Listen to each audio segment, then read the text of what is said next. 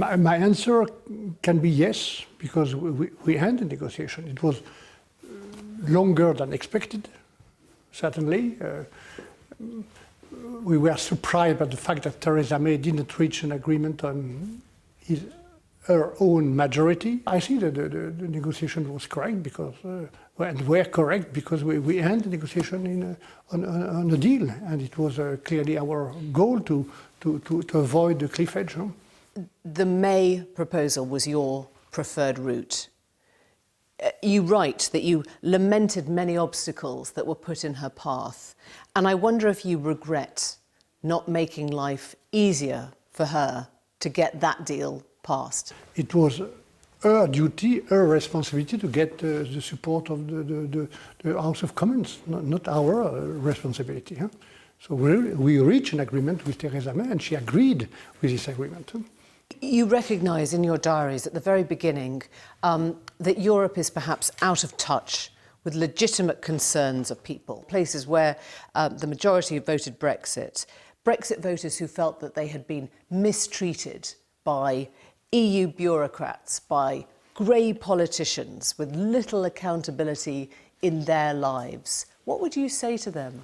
No, I think I can say to them, and exactly to the same people in France or in Belgium and in the Netherlands, that we have to understand and to listen and to answer to these people. When you try to understand the reason of the Brexit, the most important for me has been and still is the social anger, the popular feeling of the poorest region in the UK, because this social anger and this popular feeling, which is not the populism, exactly the same in France.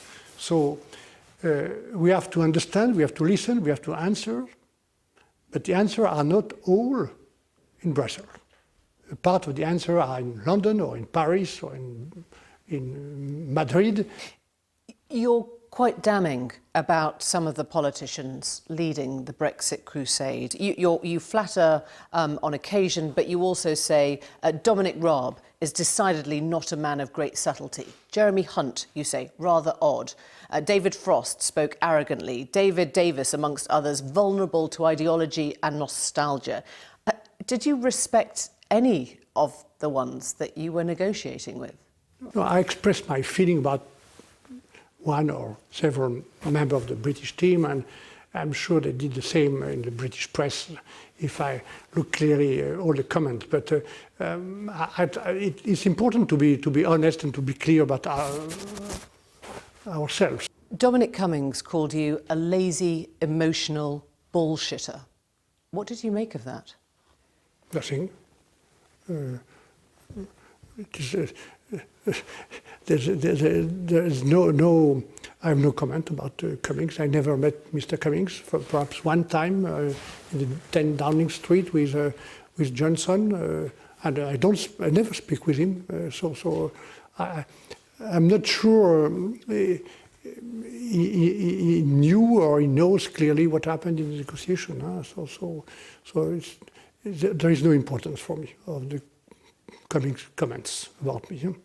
You don't think he knew what was going on? No importance. So why would he say lazy or emotional? I don't know. Brexiteers say now it's already paid dividends in terms of the vaccine rollout, in terms of the Global Defence Alliance, AUKUS, in terms of the migrant crossing rules or the visa numbers that it's allowed the UK to decide on. What would you respond to that? I always wish the best for the UK, despite the Brexit. I think simply that being alone in the global world where we are, this world around us is dangerous, unstable, fragile. I think everything could be easier or less difficult if we are together. But I guess they would say, clearly, we're not alone. The UK is not alone. They've just made a massive global defence pact with Australia and America, and they've shut the French out of that. We will see if this alliance or contract is massive, as you say. One point of this issue, and this contract, which has been cancelled without any kind of discussion between us. I think that if you look at the future, not only the present, that it is important between allies to have trust and to have confidence. And it is my point on this contract with Australia. I think, first of all, that an alliance cannot be an allegiance. An alliance needs trust and confidence. And clearly in that case, we will see what could happen between France and UK, between EU and UK. I think it's not a good news, it's a bad news that the trust and the confidence has been fragilized by the attitude of the UK and the US. President Macron looked very offended by this deal. Do you think he overreacted? No, I think the reaction of the French president was correct. Olaf Scholz, who may yet become Germany's next chancellor, has blamed the trucking crisis that we're seeing here now, the HGV drivers, on the British decision to leave the EU and free movement. Our Transport Secretary, Grant Shapps, has said, actually, Brexit makes us more nimble. We can issue visas when we want. What do you think? Once again, I wish the best for the UK. I think it was an incredible decision to leave the single market, to end the freedom of movement. It is a British choice. It's too late now to come back on the past. Our main asset is single market, and a key part of the single market is the freedom of movement. So you will see what could happen in UK, but the UK has to face the consequences and to assume the consequences of Brexit. Nobody else. Let's look at Northern Ireland then. You heard Jeffrey Donaldson threatening to pull out of power sharing if the protocol wasn't overturned. For the sake of peace, shouldn't the protocol go? What is at stake in Ireland is not about trade or food or goods, it's about peace. And this clear danger for the peace in Ireland, in case of any trouble for the Good Friday Belfast Agreement. And we take a lot of time to work with the British government. With Theresa May, one time, two times, three times. We found a solution with Theresa May. And finally, we found an agreement with Boris Johnson, not against him, not without him, but with him. And once again, every word, every sentence was negotiated. They understood exactly what the protocol meant. Yes. You're sure about that? They are serious people. So there is no surprise. There was no surprise. But you recognise that it's not working. The protocol is not working. We need to respect the signature. There is no surprise. But if Jeffrey Donaldson says it's the end of power sharing, if that's not going to create peace, does the EU not have to be more flexible right now? We are ready. As the Vice President of the Commission, Maros Sefcovic, said several times, including a few days ago, we are ready to find practical and operational solutions in the framework of the protocol, not for renegotiating the protocol. Because this protocol has been negotiated by serious people on both sides, very serious people, and Mr. Boris Johnson is a serious Prime Minister. So we negotiate with his team, with himself. He knew exactly what he signed. I think it cannot be possible to drop this protocol because it's the only way to find a solution for all the problems created by the Brexit. What creates problem in Ireland is Brexit, nothing else. Huh?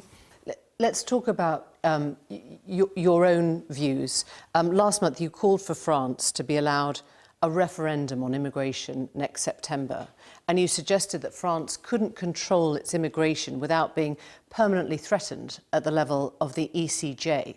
You said France must regain its legal sovereignty. For some key and specific issue of immigration only. Which are what? So you're talking about free movement? No. You're talking about immigration from outside the EU? We have to avoid any kind of misunderstanding. The free movement of people inside Euro is not at stake. I want to protect and to maintain the free movement of people between the 27 member states. What is at stake for me is a way for my country or for the Germans and for the others to be able to take some national decisions on a very specific issue for the migration coming from a third country, from outside. So why do you think that the ECJ is controlling what you want to do? Because you can control your economic migration already. There is some points where we need to be free to take national decisions. And we have nothing, really nothing, or not the right word in the Constitution of France about migration. So we have to take our decision by ourselves, but it is not linked to the Brits. It's not linked to the Brexit. Nigel Farage has called you the biggest hypocrite ever born. Farage launched his campaign for the Brexit against the freedom of movement. I'm not speaking of freedom of movement inside Europe. I'm speaking just to have the legal tool to control in a better way the migration coming from outside. Is Brexit a success from the European perspective? Brexit is lose-lose. The Brexit is lose-lose for both sides. This is my answer. Can we re-find our relations and our goodwill and work together? I think that we need, if we put into perspective our common interest in the next few years and the next years, we have to be very careful about the level of trust and confidence between us, because we will need to work together. And I hope, despite what happened with Australia, this contract, what happened with the fishery issue, what happened in Ireland, if everybody in both sides try to put into perspective our common interest, we will need to work together between the UK and the EU and between the UK and France. Dominic Cummings reflected that no one on earth knows whether Brexit will turn out to be a good thing for Britain. Did that surprise you? Is he right? It seems to be a little bit late for him to say such a sentence. Huh? It's late, or too late, because the Brexit is there. The Brexit is done. Do you think Britain can flourish outside the EU, or do you believe that the UK will ultimately rejoin? No, it will be for the British people to decide, not for me. The door is still open in any case, and I wish the best for the UK in any case. Mr. Barnier, thank you very much.